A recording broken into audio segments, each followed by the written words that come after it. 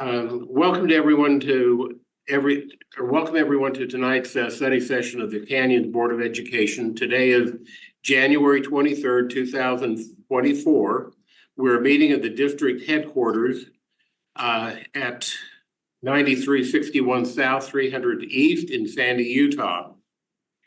We also welcome board members who are attending by electronic means, as well as those that are here with us in person tonight. Nancy, Amber, are you able to hear us? Yes, I can. Yes, I can hear you. It's great. You Thank hear you. us? If we can hear you, we're good. All right. Amanda Oakes will not be able to join us this evening. She's out of town, and Holly Nybar has indicated that she will be arriving late today. The agenda for the study session has been made public in accordance with Utah law. You may have seen that we are not scheduled to hold a business meeting tonight. This temporary change to our meeting format also means we will not be holding patron comments this evening. A time the board typically reserves to hear from parents, residents, employees, and students about important issues. We'll return to our regular schedule, holding a business meeting with a time to take patron comments at the February 6th meeting. If you hope to address the board at tonight's meeting, we invite you to send your input by email. The email address of all the board members or members of the Board of Education and the administration are on the Canyons website. You can also send messages to communications@canyonsdistrict.org, and those will be forwarded to us. Hard copy letters and other documentation can be given to the board secretary, Mrs. Cindy Clausen. You get a shout out on that one. We appreciate all the messages we have been receiving. Trust me, there's been quite a few. Lately, we're hearing a lot about the work of the Elementary Planning Task Force. Please know we read and take into consideration all of the feedback we receive, whether it is during patron comment or sent to us in an email. Our intent is to respond to every message. Please be patient, as this may take some time. Thank you again for coming tonight to the study session. Before Mr. Wilcox begins his presentation, I want to make sure all board members, especially those I've already done that, they can hear us, we can hear them. Okay, we can now begin our study session with our first agenda item, long-range planning, a demographic study. We'll hear from Mr. Leon Wilcox, the Canyon Business Administrator. Yes, thank you, Mont, and appreciate the board members here, as well as Amber and President Schillen, Stingy online. A while back, the long range planning task force or committee commissioned a demographic study. We want to look at the changing demographics in our district because we knew they were changing. We could, all of us live here, we could see that. So we did an RFP and selected applied economics. Mr. Rick Browmer is the president of Applied Economics. He's been doing this for some 40 years. I'll let Rick introduce himself.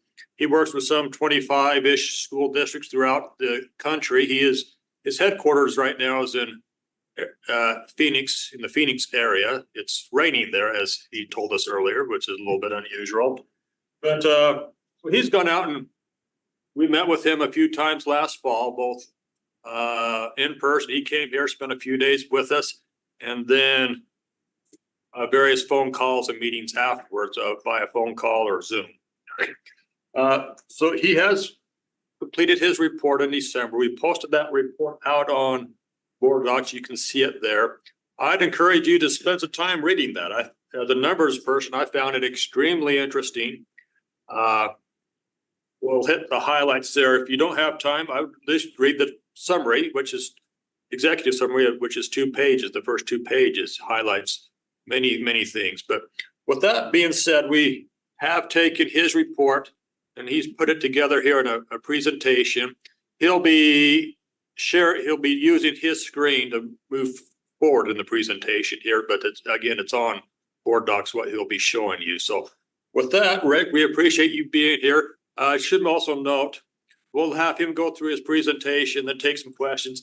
He actually has to go meet with another school district later tonight. So he has about a 5:15 time where he has to leave. So he's got about 30 minutes with us. So with that, we'll turn it over to you, Rick. And you want to just take a moment to introduce yourself? And again, we appreciate you being with us here tonight. Yeah, certainly. Thank you, Leon. President Schill, Vice President Milliberg, Dr. Robbins, distinguished guests. It's really a pleasure to be here tonight to share with you the results of the study. I think, like Mr. Wilcox, I'm a real numbers guy, and so every district, even though it's the same data, has its own story. And we've had the privilege, actually, over my career, of serving about 50 districts in 5 different states, and most of them here for long periods of time. But very interesting to get into a community and see where it's at in its life cycle. And that's what keeps me coming back to it. Is everybody's a little bit different, a little bit different place. So we did work with Salt Lake City School District a couple of years back, doing a demographic study looking at their decline in enrollment. And we recently went under contract with them to do an update. So we'll be spending a little bit more time up in your wonderful city. So the study scope, we're staying away from looking at enrollment. You have people on staff who do a really good job at that. We're focusing on demographics and the characteristics of the population, how much there is and how old they are and those kinds of things. What's going on in terms of housing supply, additions that are being added to inventory, and occupancy rates is kind of a smaller part of that. And kind of one of the key focuses here turns out to be, household type, owner versus renter, and the age structure of who's living in all those housing units. All of that said, we still are looking, obviously, at housing market characteristics, particularly availability and price. Affordability issues are extreme in a lot of areas. And as a desirable community, we saw it there too. There's certainly still some development activity and some development potential that we need to account for, as we're looking forward in our projections. And we do a little different because we do 2 models. We do a district level top down. How do you fit into Greater Salt Lake? How does it fit into the economy, workforce, those kind of issues? And then sort of a bottom up approach where we're looking at planning geographies within the district. And for you guys, because it glosses over what's really happening when you look at the grand total for the district. You really kind of got to look at the neighborhood levels, to really better understand. And so we established a planning geography for the district that essentially respects all the current elementary, middle school, and high school attendance areas. And then we subdivided those to some extent to get areas that we felt would make good modeling areas. And modeling areas are interesting because you don't want them too big because it hides all the results you're looking for. You don't want them too small because then really small populations are irregular and very, very hard to project. So we have a good fabric here that we were working from, I should say. But we'll start back kind of with the grand scheme of things in the basic demographic trends. So you can see in these charts, the first one above, that the population has increased by about 20,000 people per decade between 2000 and 2020, from 184 to 221. But the population under 18 has been, basically stagnant. 58,000, 57,000, 57,000. So as you can see, the share of the population under 18, has gone down pretty significantly from 32% to 26% during that period. The other thing that, sort of mega trend, I suppose, that's been happening to some extent is the introduction, by percentage terms at least, many more renter occupied housing units. And that's to some extent because of increasing rental of single family housing, at least in the northern part of the district. But the vast majority is actually the addition of apartments. And, there's some of those that are obviously owner too, but by and large, they are renter occupied. So we can see that, the share of units that are occupied, share of housing units that are occupied by renters has increased from, 24%, a little under a quarter, to, 30% of the population. And it's an interesting trade-off because the average renter household has fewer children than the average owner household. However, renter households don't tend to age in place. And so their enrollment doesn't go down over time like it does in most of the more owner-occupied parts of the district and everywhere that we work, really. So we look under the hood of that just a little more carefully in terms of looking at the age structure of those renter households. That's the top chart. And you'll see that, back in 2000, 58% of the renter households were in the prime age for having children, 25 to 44. That's our key group that we're tracking. And essentially that that has stayed almost the same, 58%, 54%, 56%, essentially the exact same number. We have seen more of the renter households in the district occupied by the persons 55 and up. So that's gone up, by almost 50% over the last 20 years. More directly impacting enrollment is kind of what's going on with the owner occupied housing units, where back in 2000, 40% of those had heads of household that fell into that key category of 25 to 44 years old. And so that's gone down by, basically a full quarter, down to 30%.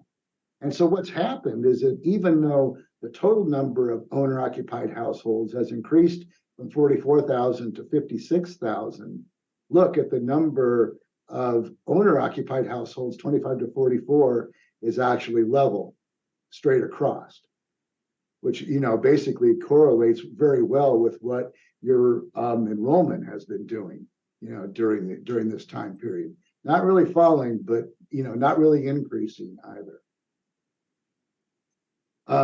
They talk about, and this is just one example, the report's got a ton of these maps, but looking not only then at that under 18 population at the district level, but at the sub-district level. So this is just one illustration that shows the number of persons under 18 that come out of every household, every occupied housing units.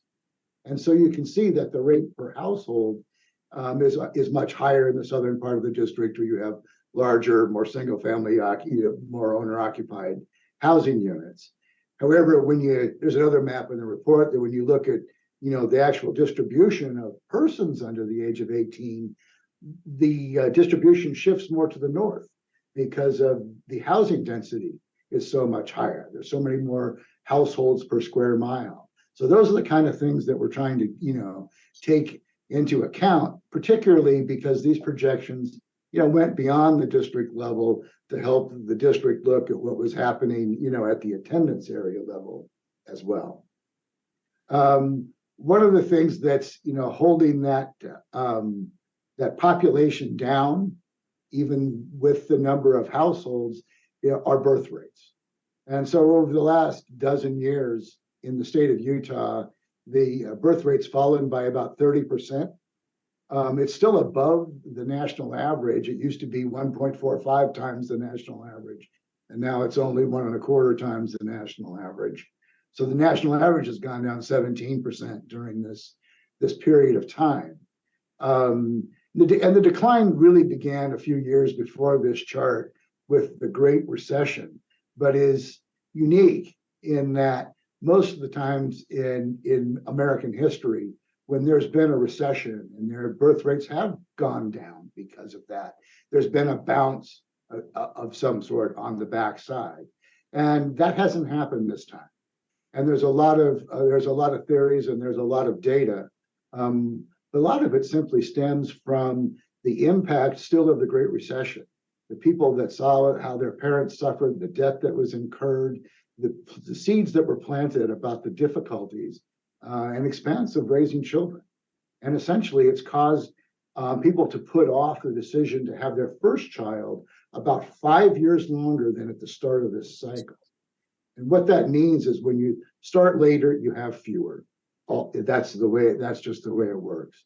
And so we have this impacting us, in canyons and everywhere, really across the US, but it's been a little more pronounced in Utah. The other thing that's playing with at least the enrollment numbers, and it's an important thing to understand the distinction, is that we look at school-age population. So if we're looking at grades K to 12, we're concerned with the population of persons 5 to 17 years old, okay? So that's the green bars in this chart. And your enrollment numbers are the blue bars. And so we have a ratio between those that we refer to as the service rate. What share of the school-age population in the district are you serving?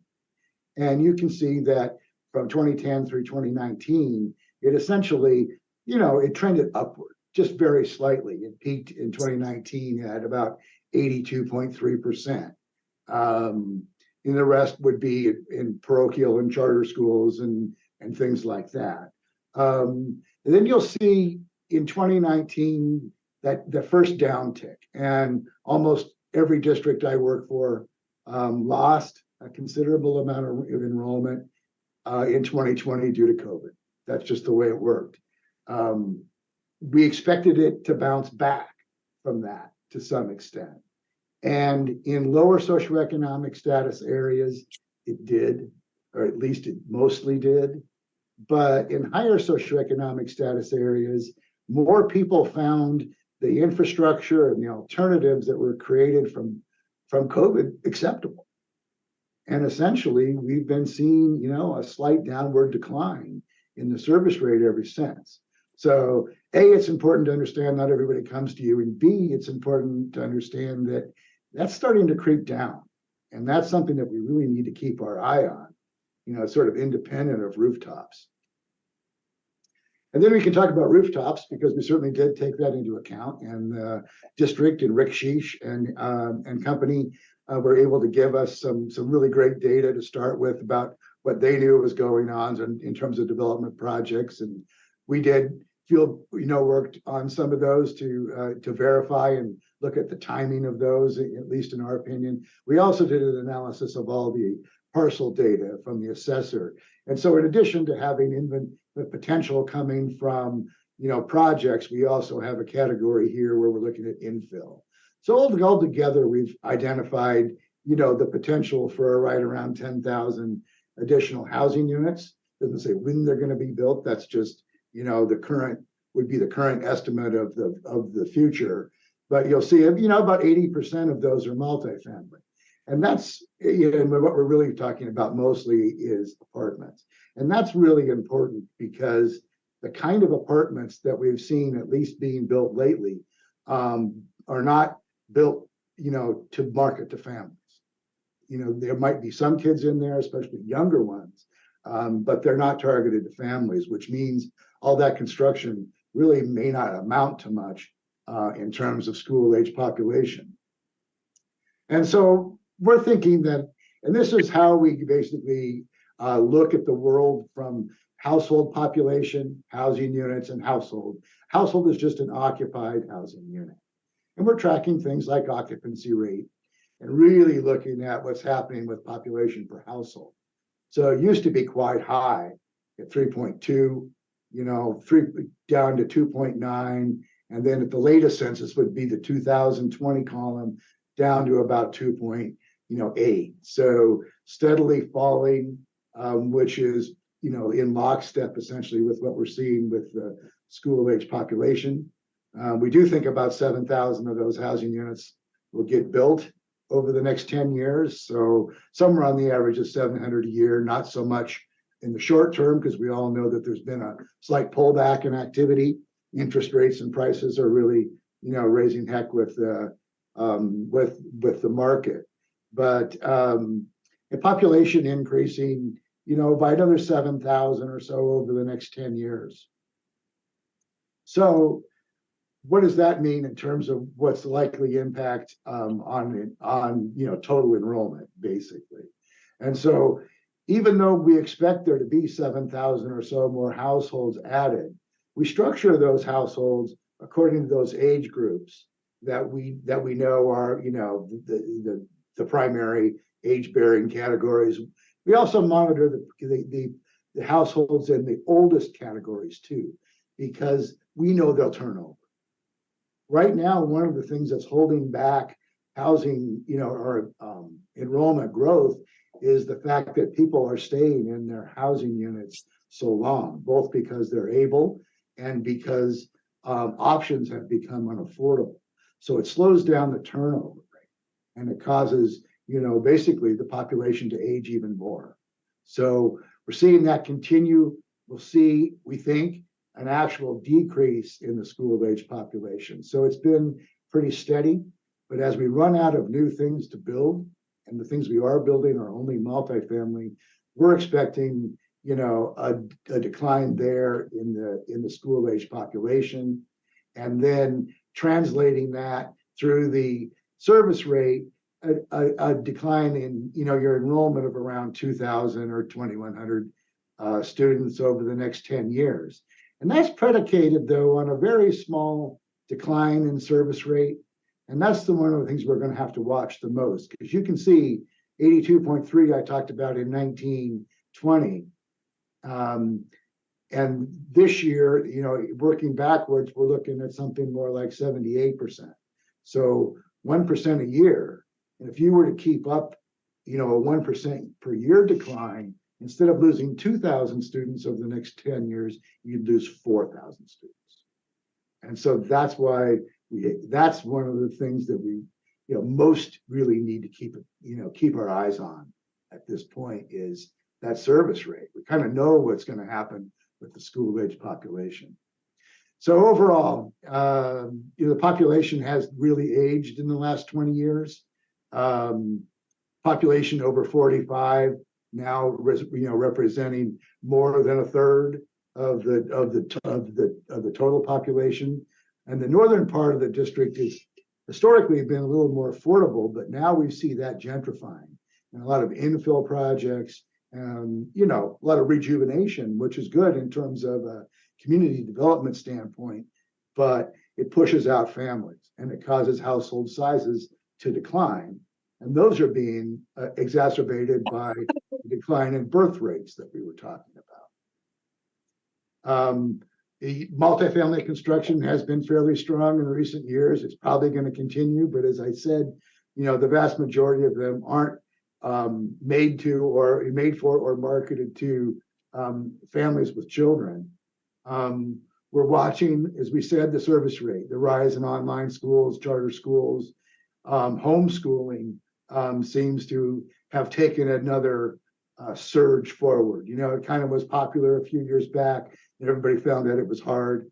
And then, but this seems to have turned that around. And I think it's a lot of the new online tools, things that were created to get us through COVID, which are now useful to people who would like to home educate.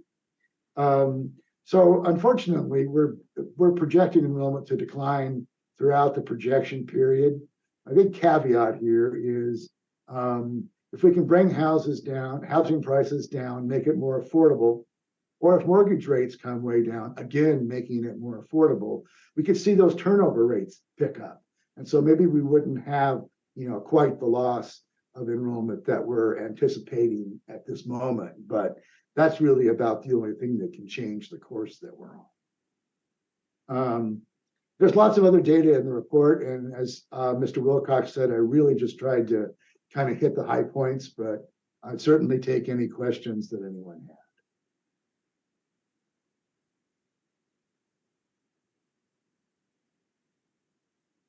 Rick, maybe just a quick thing.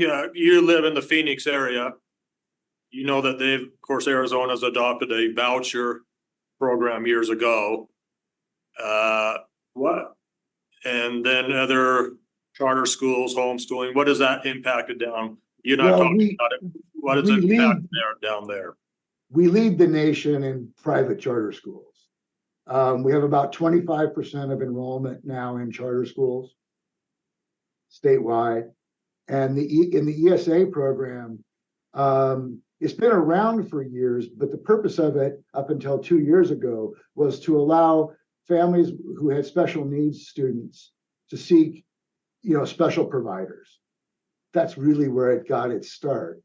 And the current administration has expanded that to basically anyone. And so the number of students on vouchers went from 14,000 2 years ago to 40,000 last year to 73,000 as of today. And most of my districts have suffered large losses in the last 2 years, particularly at the kindergarten and first grade level. Most of my districts average a service rate of right around 60-65%. So you're hanging in the 80s, and I hope it stays there, but it's a huge factor. I spend more time helping districts close schools now than I do open or reorganize them. Yeah, it's a sad situation. Any questions? Really? Mr.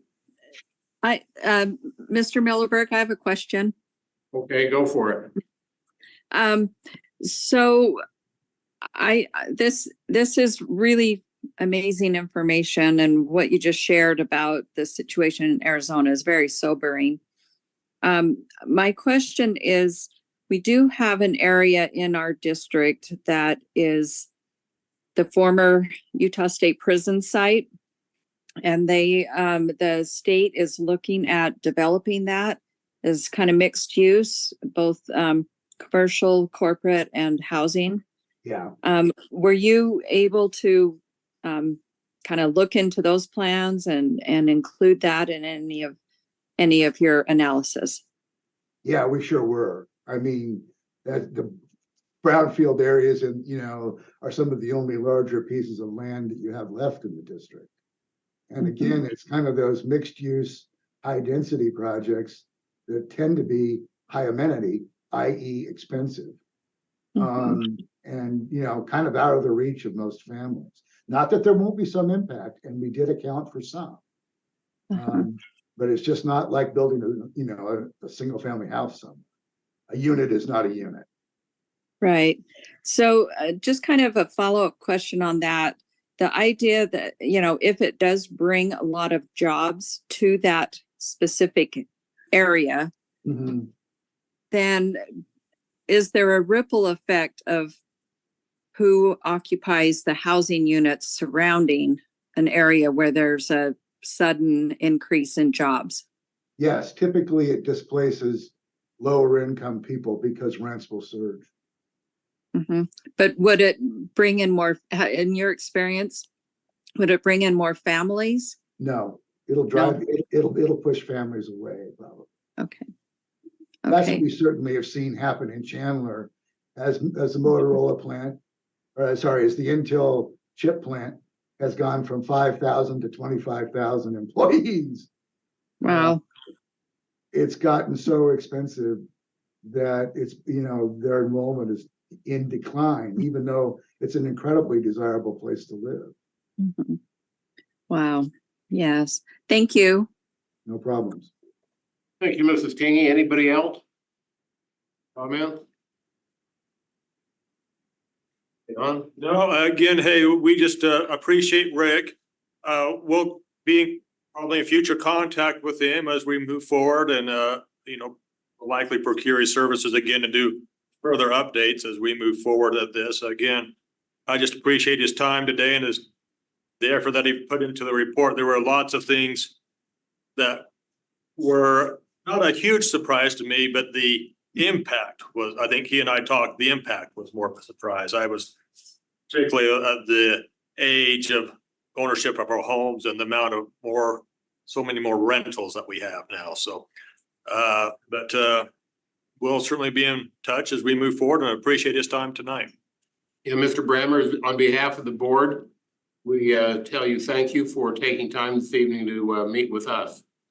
Oh, it was really my pleasure. And like I said, you have a very interesting community, and it's obviously very desirable. I saw a lot of good things when I was there. You know, people out being active, and you know, it's the kind of family area that people are seeking. I just hope they can continue to afford it. Sure they can. Okay, Thank you, Rick, for joining us. You bet. Have a great evening. you too. Okay, moving to our next item on the agenda. We have the 2024 legislative update will be presented by, I'm not seeing Charlie, so Susan, I guess it's you. Just me. I left Susan Edwards, Public Engagement Coordinator. in quite a, That was a nasty meeting. it was in quite a nasty couple of meetings. I was watching and going, there's Susan. Hello. That's how we. So, legislative sessions on what, day 7? So it gives us 38 days and a few minutes left. Anyway, I started to say can't end too soon, but, they are progressing along. Some of the bills that are of most interest are far bigger than Canyon's district. So we'll talk about a couple of those. The sensitive materials bill was just heard this afternoon in committee in House Ed, and it passed on party lines. It was a nasty hearing. I'll leave it at that. But it passed on I couldn't party- see that they were gonna come to a common ground, because there's all about the books and all about who's making the decisions, and the two did not cross. No. Yes. At all. I'm going. Yeah, it was, so we anticipate that one moving forward. I don't know where and how. I don't know if at some point people will, I am not seeing, yours and the USBA or JLC, idea that a couple of districts voting for the whole state. I don't see that gaining any traction at all, with the majority party. So at this point, they look like they are moving that one forward. And we'll keep working on it as we have for years and see if we can make any headway on that. But it's not looking good right at this moment. The school safety amendments has not yet been heard in committee. We anticipate it will soon. Still working with the sponsor on our concerns on that, which are primarily the film on the windows, the school guardians, and the fact that both of those, separate from those concerns, are also is not a funded mandate. It's unfunded at this point. But we will keep working on those. We did spend quite a bit of time today. Public and appropriations heard the line items that they're trying to move from below the line, trying to move up in the WPU. I do think we've gained traction on that thanks to JLC and the State Board of Education not supporting some of those items moving. I think some of them will still move, but dual immersion, heavily represented today by dual immersion people from across the state. They did not, however, take public comment. So they were there, they were not heard, but they discussed today. They did not take public comment, so they did not get much of a say so, but they have heard of the discussions that both JLC have had and the State Board of Education. And I think they are taking into consideration that some of those items should stay where they are. Yet to be determined if they see it the same way we all see it, of which line items and which not. But I do think at this point it is looking positive that there will be some favorable movement there as we consider that. HB 257, which otherwise known as sex-based designations for privacy, anti-bullying, and women's opportunities, or the bathroom bill. That one, I anticipate to move along on party lines. It is so far. We are hoping to get an amendment in. So there's a $10,000 fine attached to it. And right now that $10,000 fine for any infractions is basically at will. you know, we think you violated this, here's a fine. We're going to try to get, and I think we're gaining traction, no guarantees, but I think we're gaining traction on getting that only with, that it has to go before a judge and a judge has to rule. It's really easy to say, we think you did this, here's a fine. It's a lot harder to get it in front of a judge and to prove to a judge what actually happened before a fine is levied. So we're trying to get that to go in front of a judge, which will probably, we would anticipate, except for the most egregious of cases, probably knocked that down considerably over what we're all anticipating if that's not in there.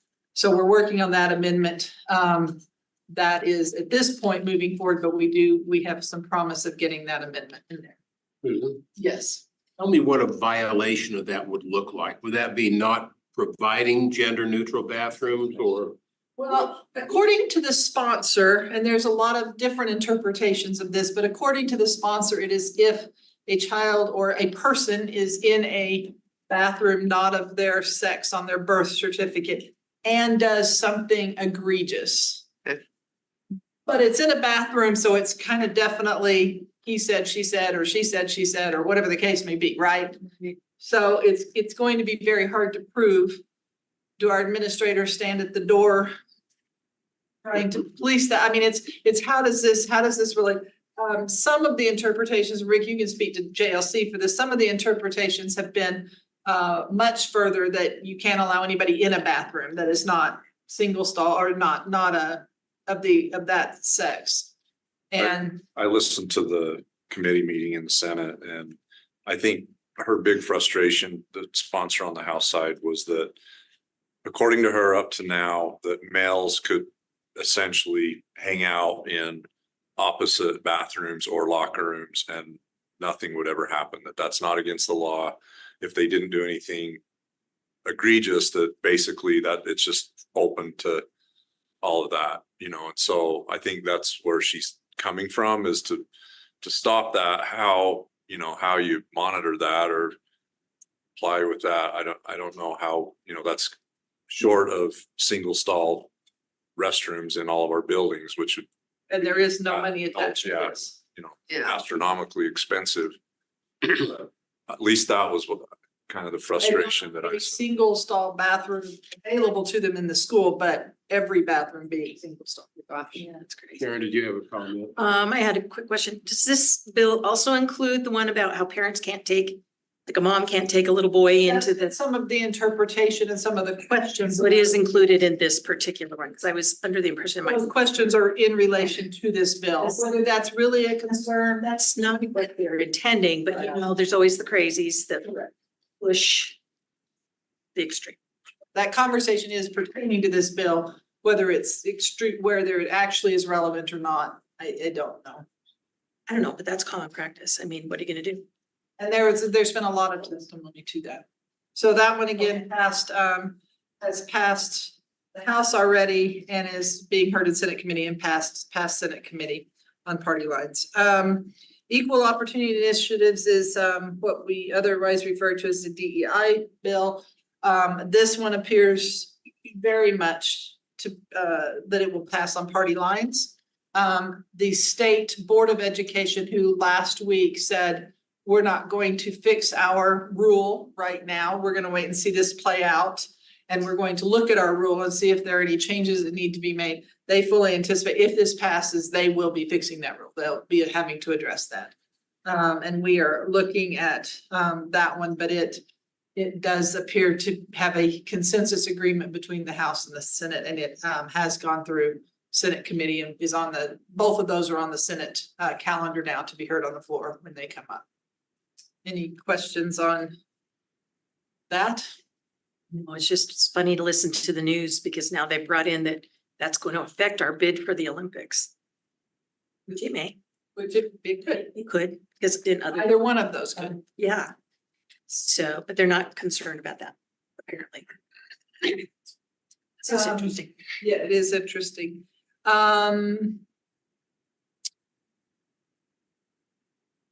Let's see, the SB 13 is when, as he was talking, it made me think of this, because I don't know if he understands the political landscape in Utah. but they are moving forward with some easier requirements for home-based schools, homeschool and micro schools to continue to increase those. So that is moving forward favorably. And the SB 86, the lease revenue bonds bill, we're trying to get it, currently is at 30,000, and the business managers and those of us working the bill are trying to get that up. I think we've managed to get an agreement around 45. We're still trying to go up. Try to go 60, try to go 90. We're still trying to go up.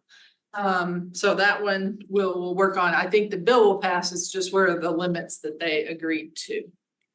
So Any word on House Bill 161 with Ship and Perucci on that? not right now. So that, Ship, I think, is changing his Is it- version, and he's not keeping it connected to Perucci's, but Perucci does plan to still run hers as is, and it will run. is it it's not out of committee? I don't think, I don't think it's been in a committee. Anything else? I will say we had 22 girls from the Junior Women in Business from the South Valley Chamber up today, and they were awesome. They addressed with Senator Cullimore's cell phones. They addressed with Jeff Stenquist, his neutrality in schools bill, and they were not prepped at all by me. And they did an amazing job asking questions, asking what I would consider the right questions across the board to both of them. Brought up excellent conversation. And they got to visit with about 10 legislators in their time up, as well as some staff members and things. They had a great time, but I've never seen a sharper group of girls ask questions than that group that was there today. And they're from all the high schools in Canyons and Jordan District, as well as Juan Diego and APA and Providence Hall. And they just did a great job of talking to the legislators. And the final on Representative Stenquist's neutrality in schools bill, their final synopsis, he asked their final opinion, and their final opinion was, this will hurt our teachers. They won't know how to stay out of trouble on this if your bill passes. And I thought that was quite intuitive of girls. And one of them even said, I keep thinking I may want to be a teacher, but I don't know if I do, because I fear that I would not know how to stay out of trouble. So very interesting take from our high school seniors who desperately love their teachers and don't want to see them in trouble unintentionally. So. Amber, Nancy, do you have any comments? Yes, I just want to thank Susan and Charlie for all the work they're doing. I know it's just such a fast moving and intense environment that they're in all day, every day. And thank you for representing us, and thank you for these updates and reports. You're welcome. Yeah, I want to just say thank you too. I know it's crazy, and I can't wait till I'm back and can come up there with you. Thank you, everyone. Enjoy vacation while you can. Thanks. Okay, thank you. Thank you, Susan. Appreciate that very much. Yes, thank you. Yeah, I just, real quick, thank you, and then we're going to get that spreadsheet with the bills. You should be getting it every night. I haven't gotten one yet. Okay, it is emailed to you every night, so I will check to see why you're not getting it. Same. Very fascinating. I've been looking and I You all. don't have it. You don't see it? You know, It's fascinating. I was glancing around looking for Mr. Sherwood. I didn't see him, He came out. and you have now Where is proven the the- old adage I correct, did that not when the have it. student is ready, the We teacher. were caught up there. I was like, where? Okay, got it. So the final item on our agenda for this evening is a Title IX district report. So Mr. Sherwood, if you would like to take over. Thank you. So, I'm not gonna click on the links to all of these, but Utah State Code, there's a new provision in there where I, as the Title IX athletics designated for the district, am supposed to report out to the board every year on our Title IX situation. And so, and there's specific items listed in code that I'm supposed to report on, and those are the items I'm going to hit. Well, that was. That was really quick. Sorry, once. All the way to the end. Keep going, keep Where am going. I supposed to point this? By computer. You're on page. We're going. There we go. There you go. So, Title IX has three prongs. The first prong is proportionality. And that speaks to equality in facilities, funding, and participation. And schools are supposed to be working toward participation numbers that mirror their enrollment. It also speaks to expansion. If you're not meeting proportionality, you need to show that you're expanding, that you're increasing opportunities for girls in high school athletics. And the third prong is that we seek input from female student athletes to determine what sports activities they would like us to offer moving forward. For proportionality data, currently these are the enrollment percentages at our 5 traditional high schools. Below that is the participation percentages for athletics at those 5 traditional high schools.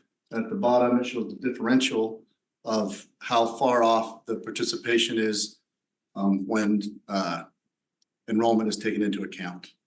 And 3 of our schools are at 6%, Alta's at 5%, and Jordan School District has met proportionality with their athletes. They have the same number of girls as boys competing when it's taken into account. State statute says that as long as proportionality is within 10%, we're good. We don't have to make a plan to do anything drastic, but if it ever gets to where the gap's at 10%, then we need to make a specific plan how to narrow that gap. So we're all in compliance in that regard. Also in proportionality is facilities. Some of these things on here were addressed at our last board meeting with some of the funding that has been allocated. Alta, they had no concerns, particularly with condition of anything.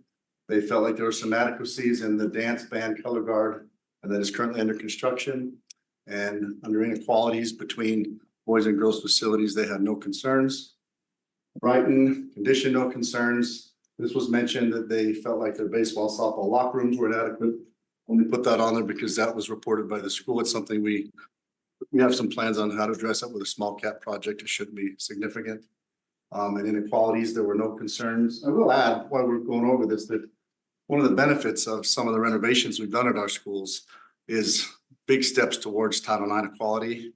The old Brighton High School, for example, didn't have enough team rooms for all the boys and girls to have team rooms. There were inequities in some of the locker room facilities, and all these things were addressed in our rebuilds. And we've really done a good job in providing equal facilities for male and female athletics in our district and all of our high schools. Corey Canyon, you guys are aware there are concerns about the condition of the boys and girls soccer field, and inadequacies, needing renovations to some of these locations. They had no concerns, however, with inequalities. That's equally inconvenient for the boys and girls soccer team. There you go. At least we're fair. Hillcrest, the condition, they're worried about their concrete football bleachers, which we discussed, inadequacies. They're worried about the 6-lane track, and as far as inequalities go, no concerns. Jordan, condition, they're worried about their auditorium, lighting, sound improvements, inadequacies. This is something that will be addressed with some of the new bond funds, and that's some additional storage for boys and girls soccer equipment. And an inequality is that the softball team lacks locker room and concessions area that the baseball team does have. And that is a facilities inequality, which needs to be addressed. And it is in our plans as a first tier to address with the new.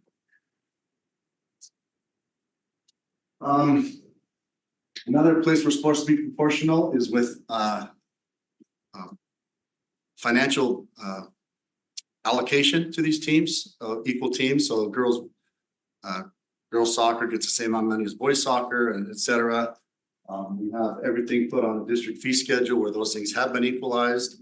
The participation fees are equal, the uniform fees are equal. We've equalized the amount of money available to each program, regardless of gender. So if you'd like to see a sample of that, that's a link to that. And the facilities department has gone out of their way to come to me and ask, hey, where can my custodians and my facilities people get good training on Title IX, because we want to make sure we don't make modifications to facilities that we shouldn't make before, that might be a Title IX issue. And I provided them with a free training on the NFHS Learn website that has great resources for teaching people about the general tenets of Title IX and what they need to look at. And we have a great working relationship with facilities to make sure that our facilities stay equal in terms of proportionality. If you'd like to see a breakdown of the participation by school, you can click on that link. It has how many kids play each sport at each school, has also activities at each school, band, choir, drama, things like that. It's just broken down by sport. That is one of the criteria of the state code that I provide you with that information. This, so the data in the spreadsheet is for 22-23. Next fall, I will do the same report out for data from 23-24.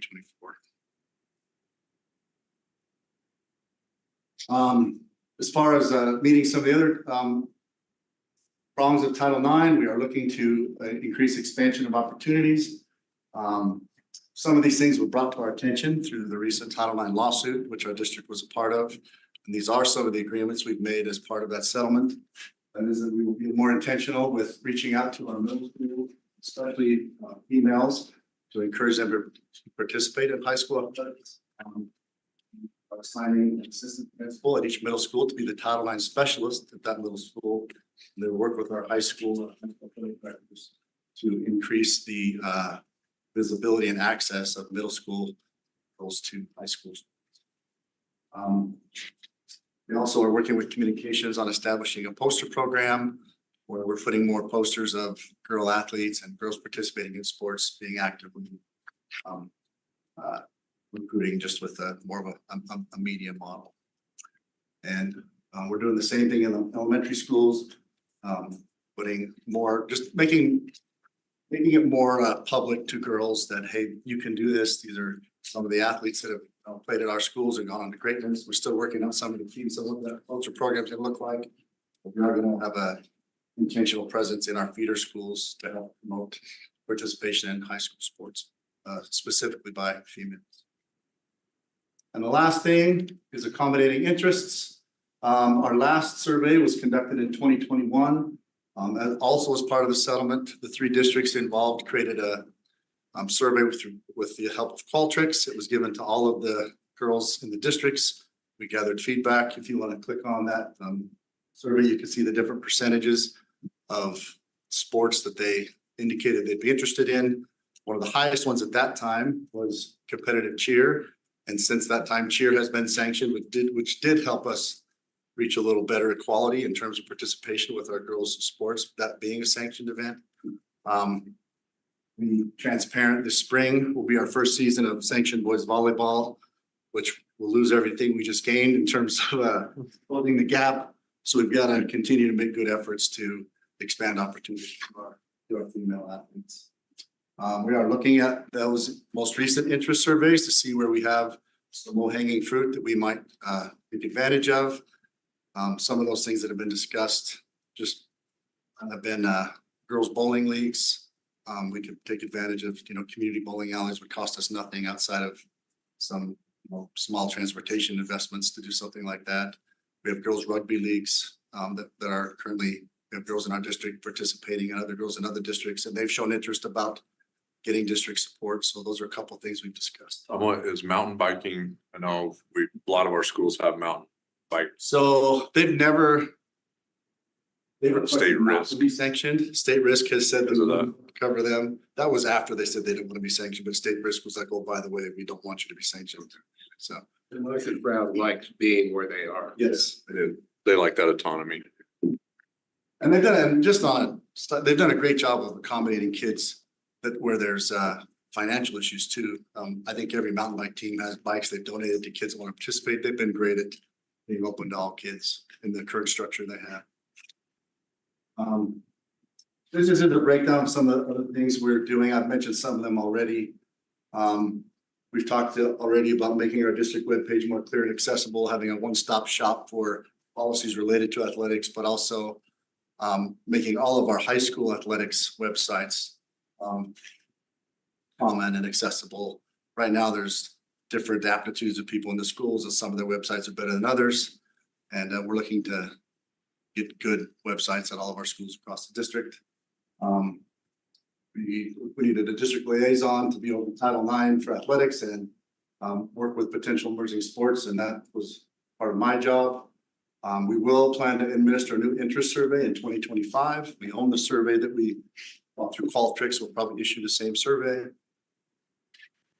We have worked with the ADs about being involved with the middle schools. That will probably become a bigger effort this spring and into next fall. We're working with high school principals to identify potential expansion sports specifically for females. We did talk about a communications program for middle schools. I did talk about specifically assemblies, promotion of girls athletics when schools do their rah-rahs, and used to be they did like the band would perform in the dance company and we'd have the performance groups come. We were never really intentional about promoting girls athletics at those events. We're going to do that moving and be more use the peach jar and Fair Square to promote female athletics. That's the Title IX report. Anybody have any questions? Andrew? Aaron? I'm just noticing on your interest survey rodeo. Yeah. That would be a tricky one. They do have that at some high schools. It is a club. I don't I see can it. see that in rural districts. Yeah, what's that? That would be a big deal, but I'm going, Deal in my previous district, lots of girls rodeo. well, yeah, barrel racers. Everybody has horses and they all have their. Announcing for that.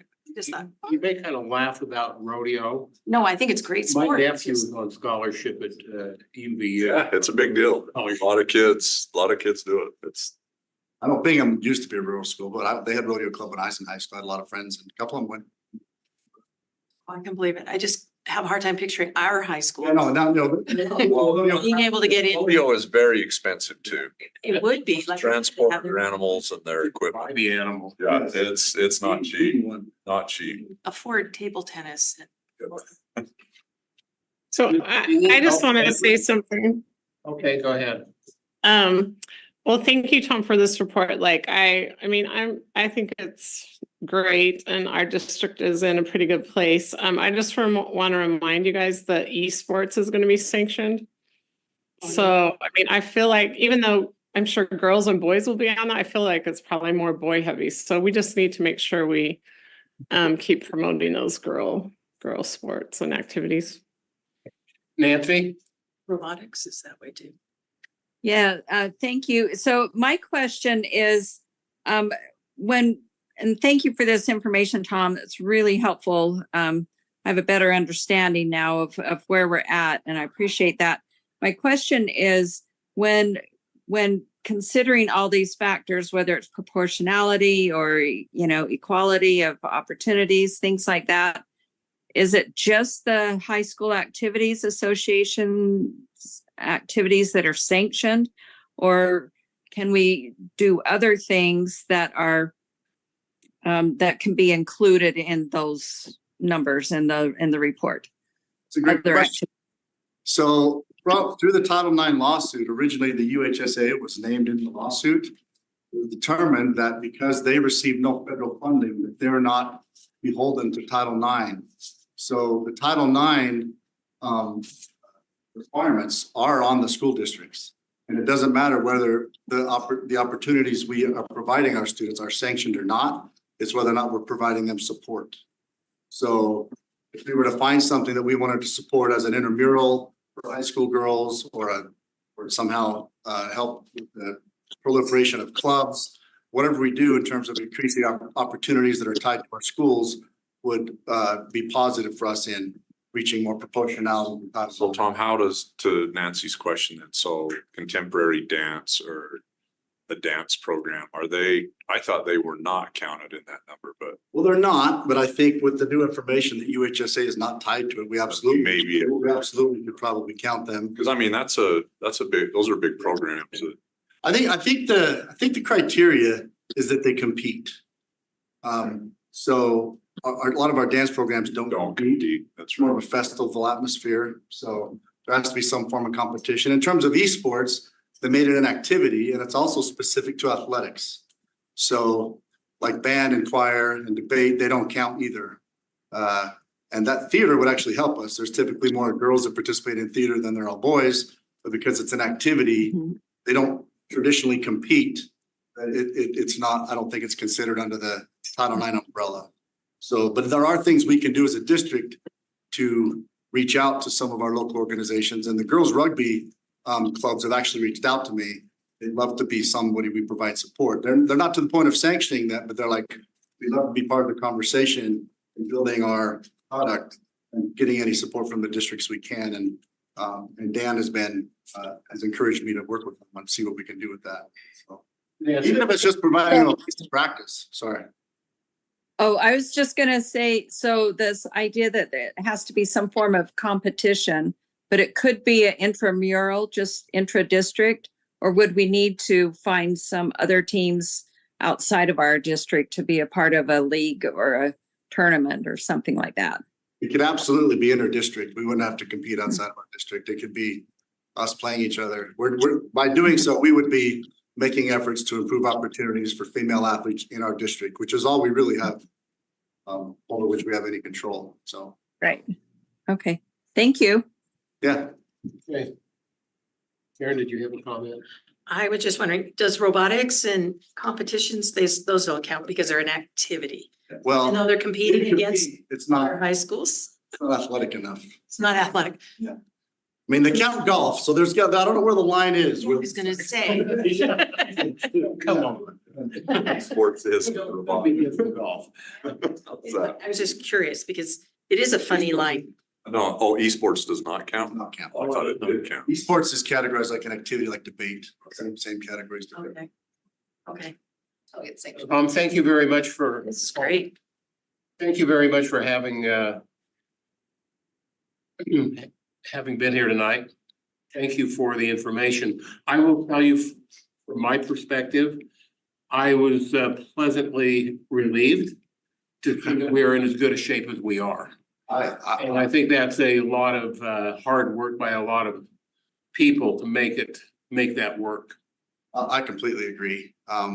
In terms of nationwide trends and, even districts with their own state, Kenya's district's doing a pretty good job of all the prongs of Title IX.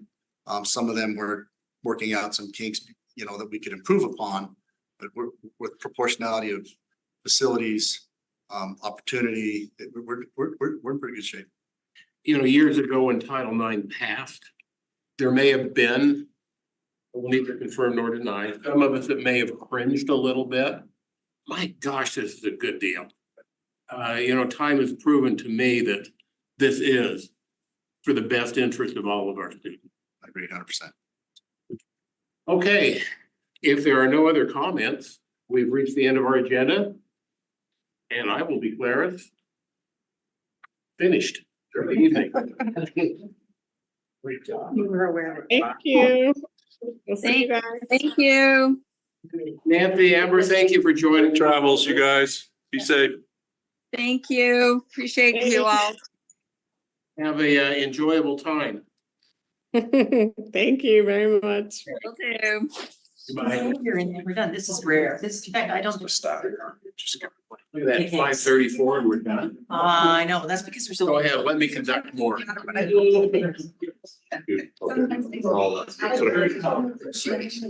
Solid.